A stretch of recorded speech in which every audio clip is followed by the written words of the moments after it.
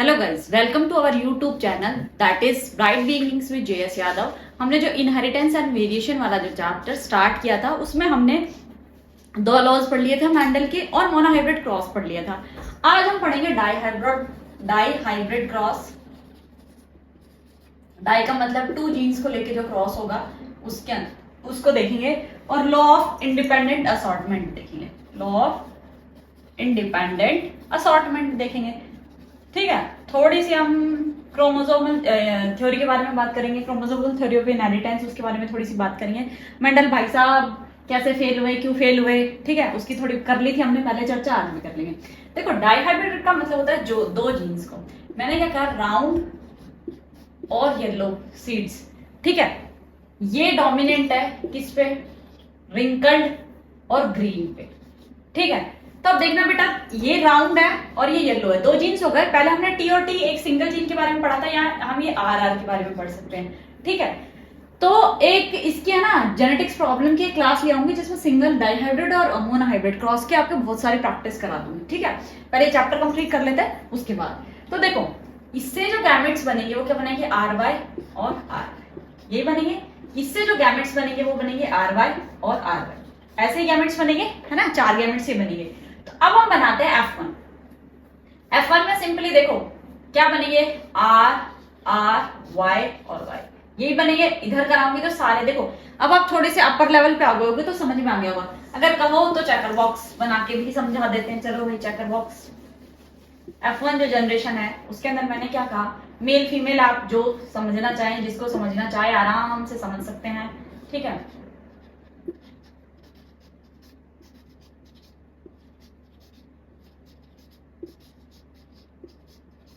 ठीक है, तो देखो इसमें सेम वही डोमिनेंसी क्या कि राउंड और येलो सीड्स कैसे हो रहे हैं भाई, डोमिनेंट हो रहे हैं। ठीक है, बाकी जो रिसेसिव था वो कंप्लीटली गायब हो गया। तो इसके अंदर जो सेम F1 तो है, जो सेम है। अब F1 का सेल्फ करवाने पे जो कांड होंगे वो होंगे, उसमें बनेंगे चार टाइप्स के गैमेट, है ना। तो आओ आज हम करते हैं कुछ नया interesting. R R Y Y cross है आर आर और वाई वाई के साथ। मेरी प्यारी औलादो देखो, इससे जो गैमेट्स बनेंगे, देखो एक आर इस कैपिटल वाई के साथ भी तो जा सकता है। ठीक है, फिर कैपिटल वाई बोले मैं तो नहीं, स्मॉल वाई के साथ पेयरिंग करूंगा। फिर स्मॉल आर अपनी पंचायती लगाएगा, बोला मैं तो कैपिटल वाई के साथ करूंगा। और फिर एक बार बोलेगा मैं स्मॉल वाई के साथ करूंगा। सेम इसके भी चार बनेंगे, डायरेक्ट लिख दूं, आर वाई, फिर आर वाई स्मॉल, और फिर देखो बनाना बहुत क्लियर, नहीं तो सब कंफ्यूजन हो जाएगा। तो ये चार तरह के गैमेट्स बनेंगे। अब इन चार तरह के गैमेट्स के लिए पूरे बोर्ड पे एक बड़ा सा चेकर बोर्ड ये बनाते हैं या फिर पुनेट स्क्वायर बनाते हैं। अब देखना, ये गैमेट्स मुझे याद रहेंगे, आप लोग तो अपनी नोटबुक में नोट कर लेना। ठीक है, now listen to me carefully guys. क्या होगा, 5 बॉक्स इधर बनेंगे और 5 बॉक्स इधर बनेंगे। 1 2 3 4 5। ठीक है, थोड़ा सा बनने में टाइम तो लगेगा। ठीक है, अब क्या है, ये गैमेट्स बनाए थे देख लो, और इनको ऐसे ही क्लियर नोट डाउन करना है, वरना अगर एक भी कहीं बड़ा छोटा कर दिया तो पूरा फिनोटाइपिक, इसके अंदर हमें फिनोटाइपिक रेशियो देखना है, पूरा फिनोटाइपिक रेशियो बच्चों क्या हो जाएगा, गुड़ गोबर हो जाएगा। ठीक है, अब सेम वही प्रोसेस इसकी इसके साथ होगी, मतलब इस वाले जो जीन है एलील है इसकी पूरी इस वाले जीन के, इस वाली रो के जितने भी जीन्स है उनके साथ मीटिंग होगी। तो ये बन गया। नेक्स्ट क्या बनेगा बेटा, ठीक है, आफ्टर दैट क्या बनेगा, ठीक है, उसके बाद क्या बनेगा, यही हो रहा है। ठीक है, इसके बाद इस वाले इसके साथ,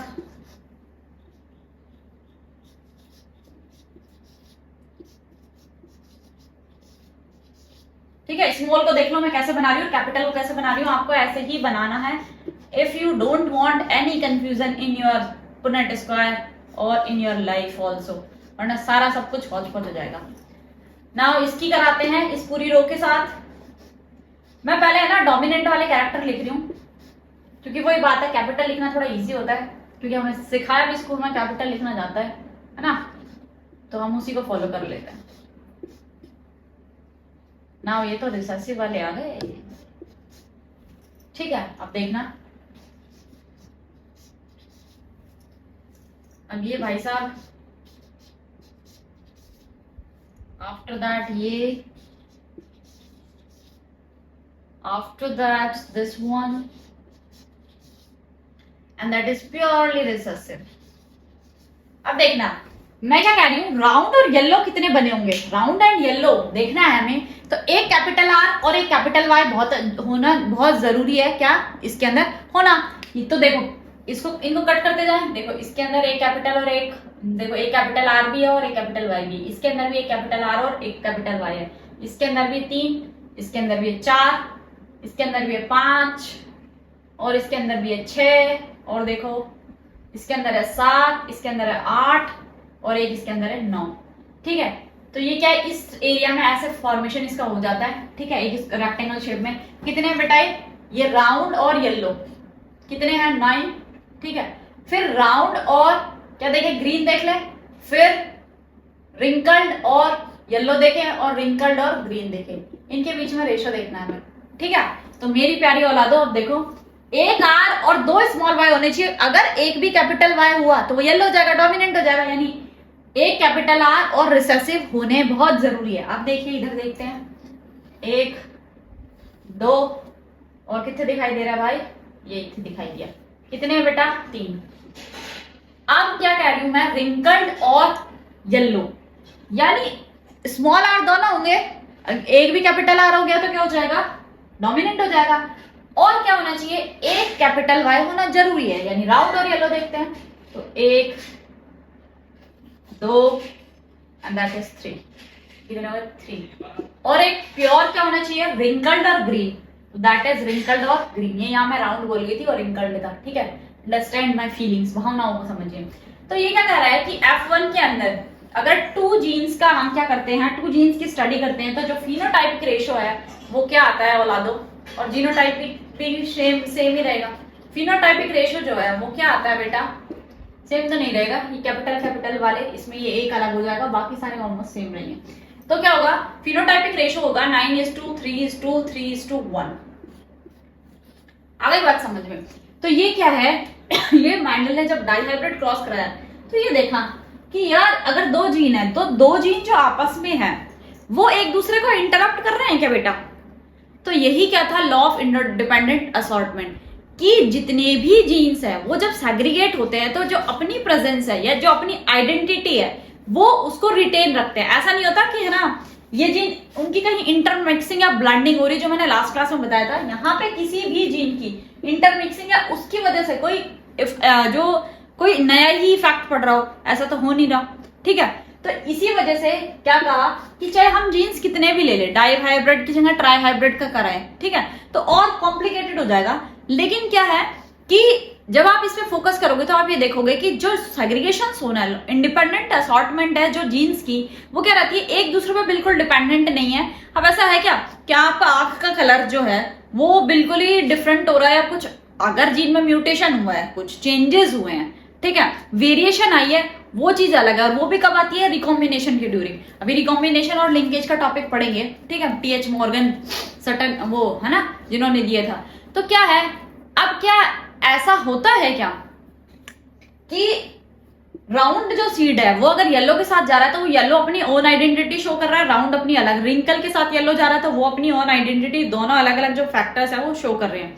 तो यही बात law of independent of assortment में बताई मैंडल भाई साहब ने, यानी मैंडल के 3 लॉ कंप्लीट हो गए, ठीक है। मैंडल को हमने बेचारे को ऊपर कब पहुंचाया था, 1874 में, ठीक है। और हमने तो क्या पहुंचाया था, बाय लक बेचारे डिप्रेशन में आ गए कि उनके वर्क को कुछ वो नहीं मिला, ऐसा कुछ नहीं हुआ था, जोक्स अपार्ट।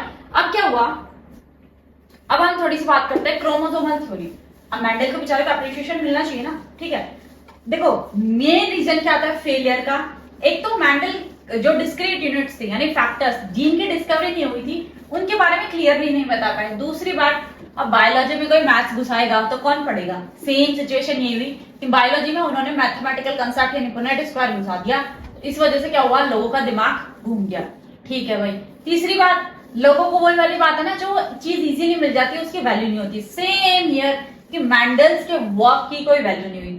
तो 1900 में कॉरेंस, हुगो ब्रिज, ठीक है, ये कुछ साइंटिस्ट थे, इन्होंने क्या किया, जो मैंडल के एक्सपेरिमेंट थे उनको वापस से क्या करा, पढ़ा, ठीक है। 1900 में 1902 तक क्या हो गया था, जीन्स की डिस्कवरी हो गई थी, तो और भी सोने पे सुहागा गया। तो chromosomal theory of inheritance, Sutton और बोवरी ने, इनहेरिटेंस है ना, ये किसने स्टार्ट की थी, सटन और बोवरी ने, और टीएच मॉर्गन भाई साहब ने इन्हें वापस स्टडी किया था 903 में, ठीक है।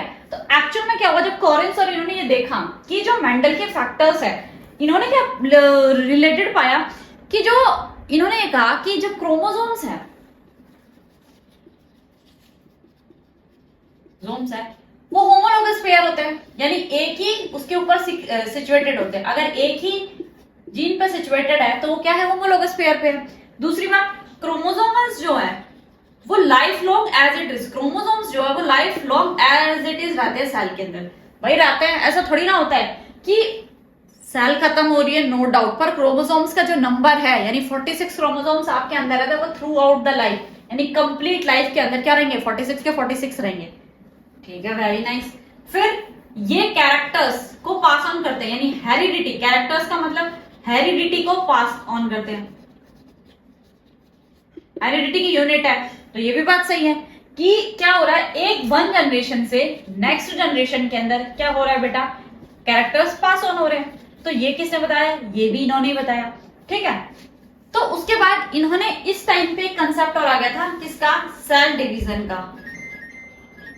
सेल डिवीजन का कंसेप्ट क्या आया था कि मियोसिस, मियोसिस के अंदर क्या होता है, एनाफेज फर्स्ट के अंदर, देखो अब एनाफेज क्या होती है,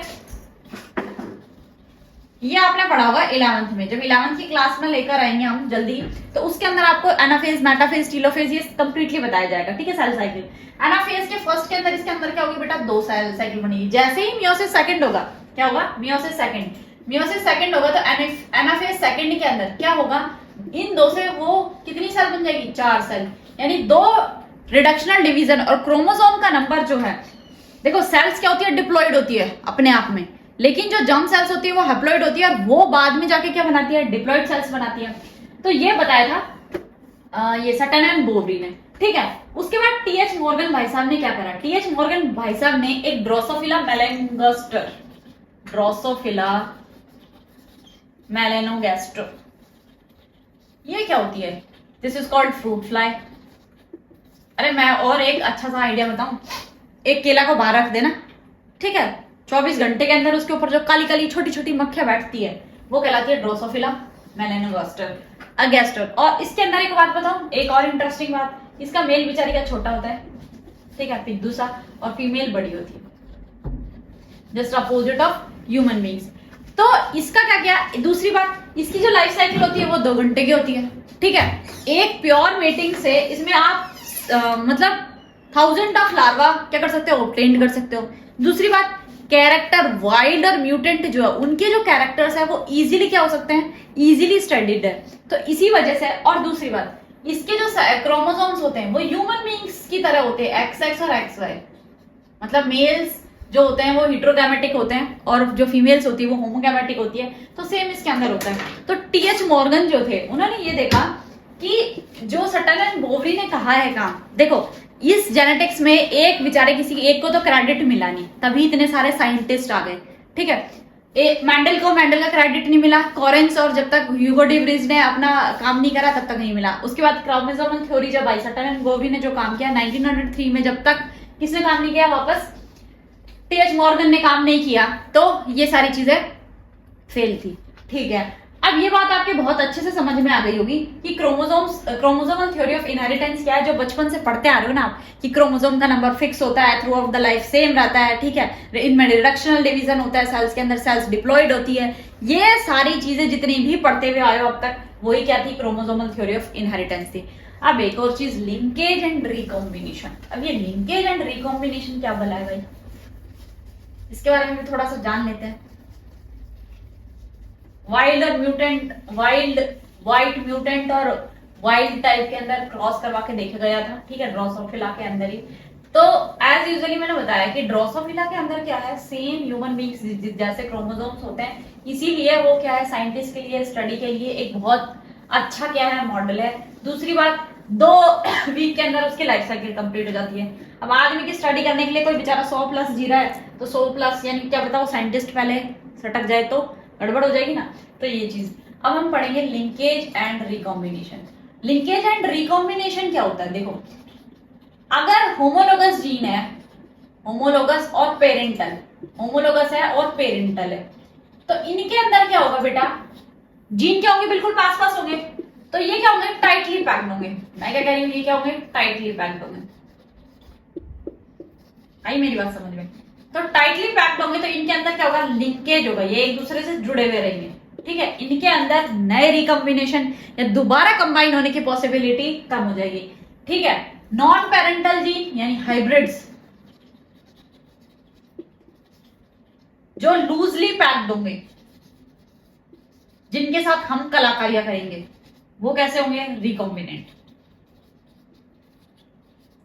अब ये रिकॉम्बिनेंट आप पढ़ोगे, कहां पढ़ोगे, तो पढ़ोगे भाई, वो वाली यूनिट है ना, क्या कहते हैं, बायोटेक्नोलॉजी, उसके अंदर पढ़ोगे, ठीक है। अब ये बात समझ में। तो रिकॉम्बिनेंट जो है वो मोस्टली क्या है, नेचर बनाती है, तब तो म्यूटेशन वगैरह होता है, वो बाद में देखेंगे, ठीक है। लेकिन मैं क्या कह रही हूँ कि अगर कोई जीन टाइटली पैक्ड है, होमोलोगस है, पेरेंटल है, तो उसके अंदर लिंकेज की पॉसिबिलिटी होती है। अगर मैं स्पर्म और एग की बात करूं, हमने अभी यूनिट कंप्लीट करी ना फर्स्ट में, तो इनके अंदर क्या होता है, सिंपली लिंकेज होता है। इनके क्रोमोसोम्स के अंदर क्या होता है, सिंपली लिंकेज होता है। तो ये क्या होता है, पेरेंटल जीन्स होते हैं उस चाइल्ड के अंदर, तो उनके जो कैरेक्टरिस्टिक्स होते हैं वो जस्ट सिमिलर होते हैं। नॉन पेरेंटल जीन, देखो ये थोड़ा सा बायोटेक्नोलॉजी का है, बट नॉन पेरेंटल जीन्स है। आई वांट कि मैं किसी और पेरेंट्स का जीन लूं और मैं चाहूं कि मेरा बच्चा आइंस्टीन होना चाहिए, ठीक है, तो मैं किसी ऐसे बंदे का जीन लूं कि जिसका दिमाग बहुत चलता हो, ठीक है। ऐसा हम करवा सकते हैं क्या, करवा तो सकते हैं, पर ये बैन है। बैन क्यों है, सारे आइंस्टीन पैदा हो जाएंगे, मारकाट मच जाएगी दुनिया में, और जो स्पेशलिटी और इंडिविजुअलिटी है ह्यूमन बीइंग्स की, वो खत्म हो जाएगी। तो ये सब जो चीजें अच्छी लगती है ना, वो सिर्फ एनिमल्स, ट्रांसजेनिक एनिमल्स और प्लांट्स तक, हाइब्रिड प्लांट्स तक ही ठीक लगती है। तो वो क्या बनाते हैं, हम रिकॉम्बिनेंट्स बनाते हैं, ठीक है, किसी होस्ट के अंदर ट्रांसफर करके।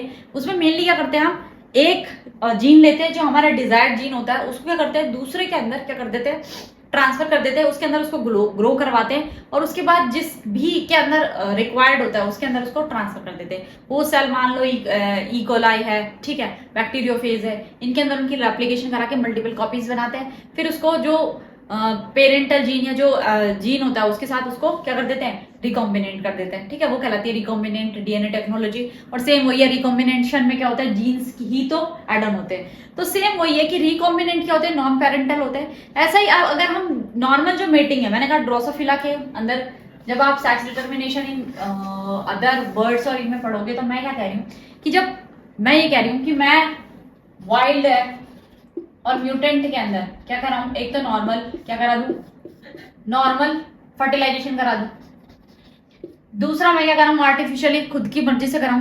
तो देखोगे कि वो जो जीन्स होंगे वो सारे क्या होंगे, लूजली पैक्ड होंगे। और उसके बाद क्या होगा, जब लूजली पैक्ड होंगे तो इस वजह से क्या होगा बेटा, लूजली पैक्ड होते ही इसके अंदर क्या हो जाएगा, रिकॉम्बिनेशन की पॉसिबिलिटी हो जाएगी। दूसरी बात, रिकॉम्बिनेशन जो करवाते हैं हम, जो सेल्फ कराते हैं, वो हमेशा बेनिफिशियल होता है, ठीक है। बेनिफिशियल इन द सेंस कि आपको किसकी स्टडी करनी है, आपको किसी डिजीज की स्टडी करनी है, you want to studied about disease, तो क्या पंगे होंगे, तो डिजीज की स्टडी करोगे तो भी सेम बात है कि वो आपके लिए बेनिफिट के लिए तो स्टडी कर रहे हो। दूसरी बात, खुद से हुआ तो म्यूटेशन ही होगा, म्यूटेशन लीथल होता है, या हम आगे पढ़ेंगे, ठीक है। आज हमने जो पढ़ा वो क्या पढ़ा, सेक्स डिटर्मिनेशन हम कल पढ़ेंगे। आज हमने क्या पढ़ा, लिंकेज पढ़ा, रिकॉम्बिनेशन पढ़ा, ठीक है।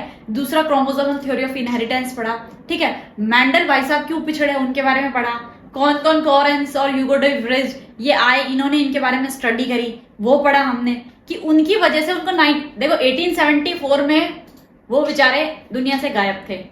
18 ही था या 16 था, आई डोंट नो, पर ऑलमोस्ट 1874 ही था, हाँ 1874 ही था, ठीक है। उसके बाद क्या हुआ, उसके बाद आपने देखा 1900 में जैसे जैसे जीन्स का इवोल्यूशन, जीन्स के बारे में हम स्टडी करते गए, वैसे वैसे मेंडल को अप्रिशिएशन मिलता गया और उन्हें क्या मिल गया, नोबेल प्राइज मिल गया।